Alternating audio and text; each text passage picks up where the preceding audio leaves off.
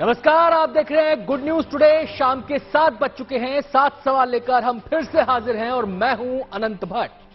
महाराष्ट्र की सियासत में कुछ पक रहा है, इसके संकेत तो तभी मिल गए थे जब विधान परिषद चुनाव में क्रॉस वोटिंग हुई, लेकिन ये खिचड़ी इतनी जल्दी पककर तैयार हो जाएगी, इसके बारे में किसी ने सोचा नहीं था। हमारे आज के 7 सवाल महाराष्ट्र की सियासत में आए इसी तूफान से जुड़े हैं और हमारा पहला सवाल अब आपके सामने है। और हमारा पहला सवाल है, महाराष्ट्र में क्यों गहराया सियासी संकट? हुआ दरअसल यह है कि शिवसेना नेता एकनाथ शिंदे 2 दर्जन से ज्यादा विधायकों के साथ सूरत पहुंच गए। अब न केवल शिवसेना में भूचाल आया हुआ है, बल्कि महाविकास अघाड़ी की परेशानी भी बढ़ गई है।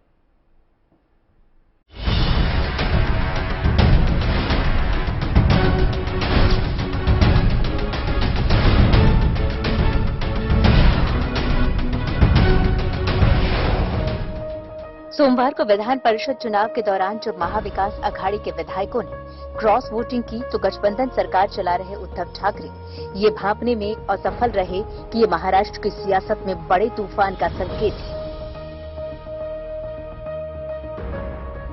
उद्धव को इसका अंदाजा तब लगा जब उनके करीबी और शिवसेना के बड़े नेता एकनाथ शिंदे का फोन नॉट रीचेबल आने लगा।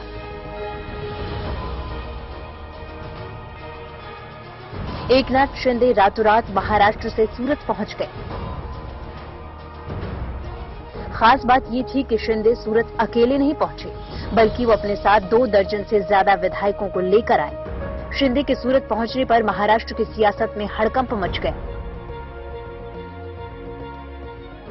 महाराष्ट्र की राजनीति में एक नया भूचाल आ गया है, क्योंकि चुने गए जो 11 एमएलए हैं शिवसेना के, वो सूरत में डेरा डाले हुए हैं। हम इस वक्त आपको तस्वीरें दिखा रहे हैं। सूरत के ये मैरिडियन होटल की तस्वीरें हैं और यहाँ पर आप देखेंगे जिस तरह से पुलिस सुरक्षा व्यवस्था यहाँ पर लगाई गई है ताकि किसी तरह से मीडिया वहाँ होटल तक न पहुंचे, कोई जानकारी किसी तरह की हासिल न कर सके। सूरत पुलिस की ये सुरक्षा व्यवस्था आप देख सकते हैं। इससे ये भी साबित होता है कि जो महाराष्ट्र के शिवसेना के एमएलए हैं, बताया जा रहा है 11 एमएलए हैं, वो इसी मेरिडियन होटल में फिलहाल ठहरे हुए हैं। किस बात से नाराज हैं, क्या कुछ उनके मन में चल रहा है, ये तो वही जानते होंगे। लेकिन सूरत पुलिस ने उनकी सुरक्षा की पूरी व्यवस्था कर रखी है कि किसी तरह से मीडिया वहां तक न पहुंचे या फिर कोई भी पॉलिटिकल कार्यकर्ता उनसे न पहुंचे। शिवसेना में बगावत की खबरें मिलने के साथ ही उद्धव सरकार अपने कुनबे को सहेजने में जुट गई। पार्टी ने अपने नाराज विधायकों को मनाना शुरू कर दिया है और उन्हें वापस अपने पाले में लाने की कोशिश शुरू कर दी गई है। माननीय पवार साहब से, आदरणीय पवार साहब से चर्चा है शुरू है। उद्धव जी से मेरी लगातार बातचीत चल रही है। मुझे इतना ही विश्वास है सब कुछ ठीक हो जाएगा और जो मंसूबे लेकर अपने आप को किंग मेकर समझकर कुछ लोग जो काम कर रहे हैं वो सफल नहीं होंगे। शिंदे शिवसेना के कद्दावर नेता हैं, लिहाजा इनकी बगावत को महाविकास अघाड़ी सरकार में भी गंभीरता से लिया जा रहा है। गठबंधन के बड़े नेता शरद पवार का कहना है कि शिवसेना इस मामले को सही तरीके से हैंडल कर रही है। बिल्कुल हम कांग्रेस, एनसीपी, शिवसेना, हम तीनों ही साथ, मगर जब तक एग्जैक्ट क्या इश्यू है और कैसे रिजॉल्व करना, इसमें शिवसेना की गाइडलाइन हमें मिलती नहीं, तब तक इसे हम कुछ कदम उठाना ठीक नहीं। शिवसेना ने भी शिंदे पर कार्रवाई करते हुए उनको विधायक दल के नेता के पद से हटा दिया है। अगर शिंदे शिवसेना को तोड़ने में कामयाब हो जाते हैं तो उद्धव सरकार गिर सकती है, लिहाजा बीजेपी भी इस घटनाक्रम में सक्रिय हो गई है। सूरत के जिस होटल में एकनाथ शिंदे ठहरे हैं, वहां पर बीजेपी के नेता संजय कुटे ने पहुंचकर शिंदे से मुलाकात की है।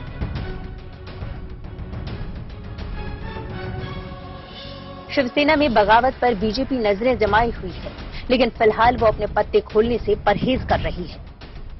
इधर महाराष्ट्र में बीजेपी के बड़े नेता देवेंद्र फडणवीस राज्य के पल पल बदलते घटनाक्रम की जानकारी अपनी पार्टी के बड़े नेताओं को देने के लिए दिल्ली पहुंच चुके हैं। लोग इसको बर्दाश्त नहीं करेंगे। इसका उदाहरण एकनाथ शिंदे जी की बगावत है तो अभी तो क्या संजय राउत जी है थोड़ा ठीक समझ पोलाइट बात करे हर विषय पर त्याला आम्ही मराठीत म्हणतो अंगावर जाण्याची आवश्यकता नाही. सर देवेंद्र जी दिल्ली गए हैं तो क्या सरकार बनाने नहीं, ये हमारी परंपरा है कि कोई चुनाव जीतने के बाद राष्ट्रीय नेताओं को मिठाई देने के लिए जाना पड़ता है. तो देवेंद्र जी हमारे दिल्ली के सारे नेताओं को मिठाई देने के लिए गए हैं.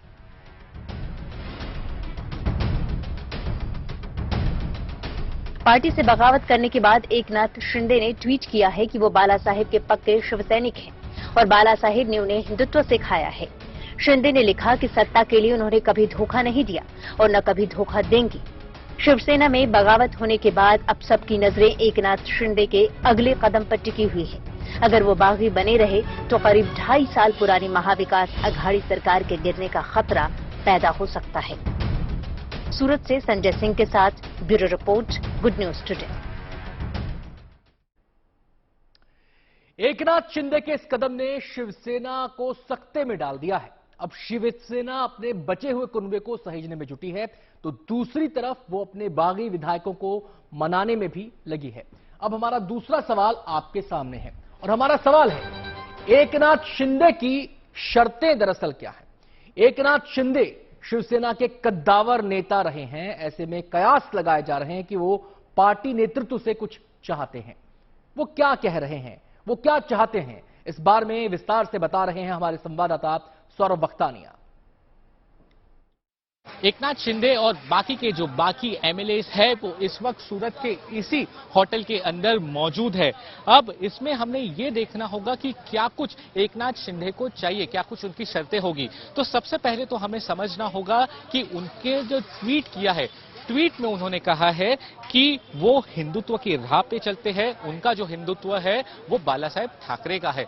दूसरा उन्होंने कहा है कि उन्हें जो शिक्षा मिली है वो बाला साहेब ठाकरे से मिली है और आनंद डीगे से मिले हैं. आनंद डीगे जो कि ठाणे के ही बहुत ही बड़े शिवसेना के नेता थे और वहीं से एकनाथ शिंदे भी आते हैं. तो कहीं ना कहीं एकनाथ शिंदे ने, आपको मैं बता दूं कि उद्धव ठाकरे पर एक तरीके से निशाना साधते हुए कहा है कि जिस तरीके से उन्होंने एनसीपी और कांग्रेस के साथ महाराष्ट्र में सरकार बनाई है वो कहीं ना कहीं सही बात नहीं है, वो अपना हिंदुत्व नहीं है. जिसके खिलाफ में हम इतने सालों से लड़ रहे थे उनके साथ हाथ मिलाकर एक सरकार आप नहीं चला सकते. तो एक तरफ तो ये बात है. दूसरी अगर जो बात मैं आपको कह दूं कि एकनाथ शिंदे बड़े ही ट्रस्टवर्दी और सबसे भरोसेमंद लीडर शिवसेना में माने जाते हैं. वो second person to know about, यानी कि उद्धव ठाकरे के बाद, बाला साहेब ठाकरे के बाद सबसे सीनियर नेता अगर जो शिवसेना में कोई था है तो वो है एकनाथ शिंदे. एकनाथ शिंदे की बगावत से पूरा महाविकास अघाड़ी चिंतित है, लेकिन सबसे बड़ा झटका शिवसेना को लगा है. ऐसे में हमारा तीसरा सवाल अब आपके सामने है और तीसरा सवाल है क्या शिवसेना टूट की कगार पर है. एकनाथ शिंदे की गिनती शिवसेना के कद्दावर नेताओं में होती है. उन्हें मातोश्री का करीबी भी माना जाता है और वो अकेले नहीं है, उनके साथ कई विधायक हैं. ऐसे में कयास ये लग रहे हैं कि कई विधायक शिवसेना के छोड़ने के मूड तो नहीं बना रहे हैं. इन सियासी अंदेशों पर विस्तार से जानकारी दे रहे हैं हमारे संवाददाता कमलेश सुतार. एकनाथ शिंदे की बगावत के बाद शिवसेना नेतृत्व सख्ते में है. उद्धव ठाकरे ने बुलाई हुई विधायकों की बैठक को आदित्य ठाकरे समेत महज 17 विधायक मौजूद थे. वही एकनाथ शिंदे के खेमे का दावा है कि उनके साथ तकरीबन 36 से ज्यादा एमएलए हो सकते हैं, जो शिवसेना की कुल संख्या के 2/3 है. एकनाथ शिंदे के इस बगावत के बाद न सिर्फ महाविकास आघाड़ी सरकार को खतरा है बल्कि शिवसेना के अस्तित्व को लेकर ही बड़ा सवाल पैदा हो गया है. गुड न्यूज टुडे के लिए कैमरामैन किरण सपकाल के साथ मैं कमलेश सुतार. महाराष्ट्र की सियासी महाभारत में यह नया चैप्टर भले ही आज खुला हो, लेकिन संकेत तो पहले से ही मिल रहे थे. हमारा चौथा सवाल अब आपके सामने और हमारा सवाल है शिवसेना में बगावत की स्क्रिप्ट क्या पहले लिखी जा चुकी थी? अब जरा इस सवाल की पृष्ठभूमि को समझिए. दरअसल हुआ यह कि राज्यसभा और विधान परिषद चुनाव में शिवसेना अपना कुनबा एकजुट नहीं रख पाई. राज्यसभा चुनाव में एक सीट पर बीजेपी की जीत ने शिवसेना में सब कुछ ठीक नहीं है ये संकेत दे दिए. इसके बाद विधान परिषद चुनाव में भी क्रॉस वोटिंग हुई.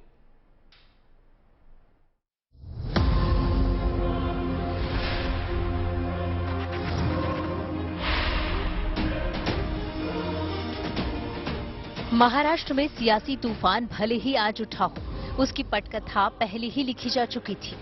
कुछ दिनों पहले हुए राज्यसभा चुनाव के दौरान ही ये साफ हो गया था कि महाविकास अघाड़ी में सब कुछ ठीक नहीं चल रहा। 11 जुलाई को राज्यसभा चुनाव के दौरान सत्ताधारी गठबंधन को जोरदार झटका लगा था। 6 सीटों के लिए हुए चुनाव में बीजेपी ने 3 सीटों पर चुनाव जीतने में सफलता प्राप्त की थी। दरअसल यहां 5 उम्मीदवारों की जीत सुनिश्चित थी। 6ठी सीट पर एनसीपी के संजय पवार और बीजेपी के धनंजय महादिक के बीच मुकाबला था, लेकिन देवेंद्र फडणवीस की रणनीति के आगे शरद पवार और उद्धव ठाकरे अपने उम्मीदवार संजय पवार की हार नहीं टाल सके। सोमवार को हुए विधान परिषद के चुनाव में महाविकास अघाड़ी के बीच का मतभेद खुलकर सामने आ गया। सत्ताधारी गठबंधन के विधायकों ने जमकर क्रॉस वोटिंग की। नतीजा ये हुआ कि 10 सीटों पर हुए चुनाव में 5 सीटों पर बीजेपी ने जीत हासिल की, जबकि 2-2 सीट शिवसेना और एनसीपी और 1 सीट कांग्रेस को मिली, जबकि कांग्रेस का एक उम्मीदवार चुनाव हार गया। विधान परिषद में उलटफेर से ही संकेत मिलने लगे थे कि गठबंधन में अंदर ही अंदर कुछ पक रहा है, लेकिन एनसीपी के वरिष्ठ नेता शरद पवार ने दावा किया कि महाराष्ट्र के सियासी संकट से क्रॉस वोटिंग का कोई लेना देना नहीं है। पवार ने कहा कि पहले भी क्रॉस वोटिंग हुई है और गठबंधन सरकार भी चली है। ऐसे जब इलेक्शन होते हैं तो क्रॉस वोटिंग होते हैं, ये कोई आज की बात नहीं। इससे पहले पिछले 50 सालों में कई बार मैंने देखा है कि क्रॉस वोटिंग होता है और फिर सरकार चलती है। लेकिन कांग्रेस जानती है कि संकट गंभीर है, इसलिए कांग्रेस के नेता मंथन की बात कर रहे हैं। उनका कहना है कि इससे गलत सियासी मैसेज जा रहा है। महाविकास अघाड़ी में मतभेद से बीजेपी खुश है। बीजेपी पहले से ही ये दावा करती रही है कि गठबंधन में भारी विरोधाभास है। बीजेपी का कहना है कि गठबंधन के विधायक भी जनता का गुस्सा महसूस कर रहे हैं, इसलिए उन्होंने क्रॉस वोटिंग की। यह पुतल फुतल तो थी, वो अभी बाहर आई है, क्योंकि 2.5 साल में महाराष्ट्र का जो सरकार है महाविकास आघाड़ी का, वह जनता के हित में कुछ भी कर नहीं पाया। जनता असंतुष्ट है, यह जनता का प्रतिनिधित्व करने वाले आमदार असंतुष्ट है, और उसका नतीजा आप देखेंगे कि राज्यसभा चुनाव में आया, हमारा तीसरा कैंडिडेट चुन के आया। शिवसेना में बगावत ने महाविकास अघाड़ी को अपनी रणनीति में बदलाव करने पर मजबूर कर दिया है। अगर जल्द ही ऐसा नहीं हुआ तो गठबंधन के हाथ से महाराष्ट्र की सत्ता निकल सकती है। Bureau report, good news today. Maharashtra के इस नए सियासी महाभारत की आंच केवल शिवसेना के लिए घातक है या फिर इसकी लपटें महाविकास अघाड़ी सरकार को भी जला सकती हैं। ये बात अब सियासी पंडितों के जहन में उठ रही है। हमारा 5वां सवाल इसी पर है और हमारा सवाल है, महाराष्ट्र में अब सरकार का क्या होगा? एकनाथ शिंदे की बगावत के बाद सियासी समीकरणों को लेकर कयासों का दौर शुरू हो चुका है। सब सत्ता का गुणा गणित लगा रहे हैं। क्या कहता है विधानसभा का गणित, बता रहे हैं हमारे संवाददाता पारस दामा। इसमें सबसे महत्वपूर्ण बात यह है कि बागी बनने का क्या वजह थी जिसकी वजह से एकनाथ शिंदे बागी बन गए। कुछ वजह हम आपको बताते हैं। जिस तरीके से पिछले कुछ समय से एमवीए गवर्नमेंट स्ट्रगल कर रही है, हमने राज्यसभा में देखा। राज्यसभा के दौरान एमवीए गवर्नमेंट ने मुंह की खाई। विधान परिषद जो कल जिसका रिजल्ट आया, उस समय भी एमवीए गवर्नमेंट ने मुंह की खाई। इस समय ये बातें सामने आती रही कि क्या एकनाथ शिंदे शिवसेना से नाराज है, क्या चाहिए था एकनाथ शिंदे को। ये सारे सवाल जो है वो सामने आते रहे, और जब इस बात का पता चला कि एकनाथ शिंदे बागी बन गए हैं तो एक बात क्लियर हो गई कि एकनाथ शिंदे कुछ तो चाहते थे और शिवसेना से बेहद ही नाराज चल रहे थे। इसमें एक बात और भी सामने आती है कि क्या इस पूरी घटना को पहले से ही प्लान कर लिया गया था कि नहीं। तो यही वजह थी और इसी कारण जो है एकनाथ शिंदे अब बागी बन गए हैं और सूरत के एक रिसोर्ट में जाके अपने 26 एमएलए के साथ छुपे हैं। कैमरामैन स्वप्निल के साथ पारस दामा, गुड न्यूज टुडे। विधायकों की बगावत के बाद सरकार पर संकट छाया हुआ है। ऐसे में शरद पवार के सामने चुनौती बड़ी है। हमारा छठा सवाल इसी से जुड़ा है और हमारा सवाल है, क्या पवार का पावर पंच बचा पाएगा महाविकास अघाड़ी की सरकार को? यह दूसरा मौका है विधानसभा चुनाव के बाद जब इतना बड़ा सियासी घटनाक्रम सामने आया है। विधानसभा चुनाव के नतीजों के बाद फडणवीस ने अजित पवार को अपने पाले में लाकर जिस तरह से शपथ ली थी उसने सबको हैरत में डाल दिया। तब भी शरद पवार ने हारी बाजी को पलटा था। अब एक बार फिर निगाहें शरद पवार पर हैं।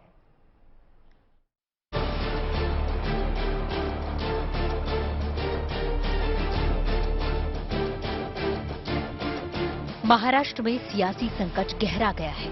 सरकार बचाने और गिराने को लेकर दोनों ओर से सियासी कवायद तेज हो गई है।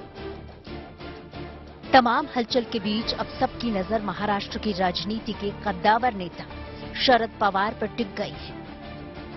ये पवार का पावर ही था कि उन्होंने महाराष्ट्र में बीजेपी के जबड़े से सत्ता की कुर्सी खींच ली। रातों रात सरकार बनाने वाली बीजेपी के हाथ से सत्ता खींचकर महाराष्ट्र में महाविकास अघाड़ी की सरकार बनवाई। सरकार के घटक दल शिवसेना में बड़ी हलचल के बाद भी शरद पवार सरकार बचाने को लेकर निश्चिंत नजर आ रहे हैं। वो गठबंधन में किसी भी तरह के मतभेद की बात को खारिज करते हुए कह रहे हैं कि शिवसेना इस संकट से निपटने में सक्षम है। ये तो मैं आपसे ही सुनता हूँ, ठीक है। अभी तक उन्होंने हमें या और किसी को कहा है कि मुझे सीएम बनाओ, ये मुझे मालूम नहीं, मगर एक बात है कि वहाँ जो अंडरस्टैंडिंग है तीनों पार्टी में, इसमें शिवसेना के पास मुख्यमंत्री की जिम्मेदारी है, जबकि सीएम एनसीपी के पास है, और इनफैक्ट बाकी जो मंत्रालय है इसकी जिम्मेदारी सरकार की। लेकिन शरद पवार जानते हैं कि इस बार चुनौती बड़ी है। उन्हें न केवल अपने कुनबे को सहेज कर रखना है बल्कि गठबंधन न बिखर जाए इसका भी ख्याल रखना है। बिल्कुल, हम विजय कांग्रेस, विजय एनसीपी, विजय शिवसेना, हम तीनों ही साथ, मगर जब तक एग्जैक्टली क्या इश्यू है और कैसे रिजॉल्व करना, इसमें शिवसेना की गाइडलाइन हमें मिलती नहीं, तब तक इसे हम कुछ कदम उठाना ठीक है। पवार के साथ साथ कांग्रेस ने भी महाराष्ट्र में मचे सियासी संग्राम पर नजर रखने के लिए कमलनाथ को पार्टी का पर्यवेक्षक नियुक्त कर दिया है। कांग्रेस नेता एक सुर में उद्धव सरकार के साथ होने की बात कह रहे हैं। महाराष्ट्र में जो सियासी हालात पैदा हुए हैं उनके आधार पर सत्ता के नए नए समीकरणों को लेकर कयास लगने लगे हैं। हमारा 7वां और आखिरी सवाल इसी से जुड़ा है और हमारा सवाल है, क्या महाराष्ट्र में मध्य प्रदेश और कर्नाटक जैसे समीकरण बन सकते हैं? ये सवाल बेबुनियाद नहीं। दरअसल मध्य प्रदेश और कर्नाटक में विधायकों ने दल बदल कानून से बचने के लिए नया रास्ता अख्तियार किया। उन्होंने विधायकी से इस्तीफा दे दिया और उसके बाद दोनों राज्यों में सत्ता परिवर्तन भी हो गया।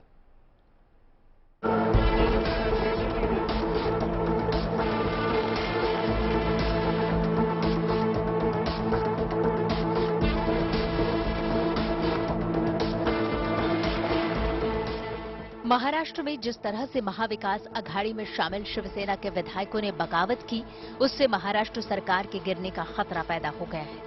शिवसेना विधायकों के बागी होने का फायदा बीजेपी को मिल सकता है, लेकिन ऐसा नहीं है कि ये पहली बार हो रहा है। पिछले 5 सालों में 2 राज्यों में ऐसा हो चुका है। मई 2018 में कर्नाटक में विधानसभा चुनाव में किसी दल को बहुमत नहीं मिला था। हालांकि बीजेपी सबसे बड़ी पार्टी बनकर उभरी थी, लेकिन वो बहुमत के आंकड़े से चूक गई थी। इसके बाद कांग्रेस और जेडीएस ने हाथ मिला लिया और बीजेपी के अरमानों पर पानी फेरते हुए कर्नाटक में सरकार बना ली थी। एचडी कुमारस्वामी के नेतृत्व में गठबंधन सरकार ने कर्नाटक में सत्ता संभाली, लेकिन ये सरकार केवल 14 महीने ही चल सकी। दरअसल जेडीएस और कांग्रेस के 16 विधायकों ने अपनी ही सरकार से बगावत कर दी और गठबंधन सरकार से समर्थन वापस लेने की घोषणा कर दी। बाद में ये मामला सुप्रीम कोर्ट तक गया और अदालत के आदेश के बाद हुए फ्लोर टेस्ट में कुमारस्वामी सरकार गिर गई थी। इसके बाद बीएस येदियुरप्पा के नेतृत्व में बीजेपी की सरकार बनी और बागी विधायकों ने कमल का दामन थाम लिया था। कुछ इसी तरह की कहानी दोहराई गई थी मध्य प्रदेश में। 2018 के मध्य प्रदेश विधानसभा चुनाव में बीजेपी शिवराज सिंह चौहान के नेतृत्व में मैदान में उतरी थी। प्रदेश की 230 सीटों पर हुए चुनाव में कांग्रेस सबसे बड़ी पार्टी बनकर उभरी थी। हालांकि वो भी बहुमत से चूक गई थी। कमलनाथ की अगुवाई में चुनाव लड़ने वाली कांग्रेस को 114 और बीजेपी को 109 सीटें आई थी। ज्यादा सीटें आने की वजह से मध्य प्रदेश की कुर्सी कमलनाथ को मिली, जिन्होंने एसपी, बीएसपी और निर्दलीय विधायकों के समर्थन से सरकार बनाई थी। लेकिन कमलनाथ सरकार भी अपना कार्यकाल पूरा नहीं कर पाई और बीजेपी ने महज 15 महीने के बाद मध्य प्रदेश में ऑपरेशन लोटस के जरिए कमलनाथ की सत्ता छीन ली। इस पूरी घटना के अहम किरदार रहे ज्योतिरादित्य सिंधिया। सिंधिया ने कांग्रेस छोड़कर बीजेपी का दामन थामा और उनके साथ ही 22 समर्थक विधायकों ने भी कांग्रेस से इस्तीफा दे दिया। इससे कमलनाथ सरकार अल्पमत में आ गई और कमलनाथ को इस्तीफा देने के लिए मजबूर होना पड़ा। महाराष्ट्र में 2019 में हुए विधानसभा चुनाव में बीजेपी और शिवसेना ने मिलकर चुनाव लड़ा था। चुनाव में बीजेपी शिवसेना गठबंधन को बहुमत मिला था, लेकिन शिवसेना ने बीजेपी से नाता तोड़कर कांग्रेस और एनसीपी के साथ सरकार बना ली। लिहाजा 106 सीटों के साथ सबसे बड़ी पार्टी होने के बाद भी बीजेपी को महाराष्ट्र की सत्ता नहीं मिल सकी थी। लेकिन 2.5 साल के बाद बीजेपी को एक बार फिर से मौका मिलता दिख रहा है। दोनों के बीच में जो फासला है वो बहुत लंबा है, करीब 56 एमएलए का फासला है। तो अगर किसी सिनेरियो में आधा रास्ता 144 का है, 288 की टोटल स्ट्रेंथ है महाराष्ट्र की असेंबली की, ऐसे में बीजेपी को आगे बढ़ने के लिए या तो एक बड़ा धड़ा टूटे शिवसेना कांग्रेस वगैरह का और वो हाउस में आकर के वोट करें तो जीत सकती है बीजेपी, हरा सकती है शिवसेना की सरकार को। लेकिन उसके लिए स्पीकर के रास्ते जाना होगा और स्पीकर अगर वो 37 विधायक नहीं है, चूंकि एंटी डिफेक्शन लॉ के तहत 56 में से करीब 37 विधायकों का सपोर्ट चाहिए। अगर उतने नहीं है तो स्पीकर उनको डिस्क्वालीफाई कर सकता है। शिवसेना में एकनाथ शिंदे की बगावत के बाद लोगों के मन में एक बार फिर से ये सवाल उठने लगा है कि क्या कर्नाटक और मध्य प्रदेश की तरह महाराष्ट्र की सत्ता में भी बीजेपी की वापसी होगी। Bureau report, good news today. कार्यक्रम में आज इतना ही। कल फिर होगी मुलाकात, नया मुद्दा, नए सवाल। तब तक इजाजत।